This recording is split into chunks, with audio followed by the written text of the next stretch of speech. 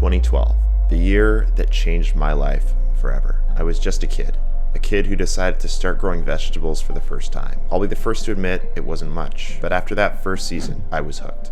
My main focus was fruiting plants, mostly tomatoes, peppers, and cucumbers. For me, it didn't start with the goal of self-sufficiency. It was about the art.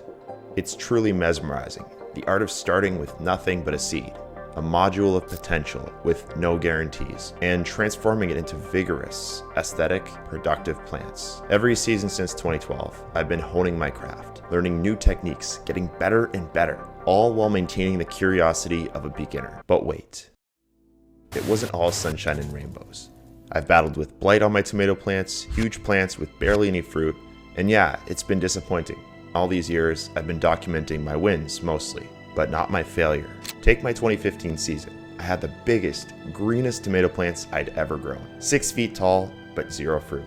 I thought I was a genius, but I was actually starving them of calcium and drowning them in nitrogen. Those 14 years of failures weren't for nothing. They were the tuition I paid to learn how this actually works. While the garden outside is bare right now, my desk is overflowing. I've spent the last few months taking every hard-earned lesson, every secret pruning technique, and every soil fix I've discovered since 2012, and I've put them into one place. I call it Yard Food. It's 127 pages of everything I know about taking a tomato, pepper, or cucumber seed and turning it into a masterpiece. No fluff, just the exact blueprint I wish I had back in 2012.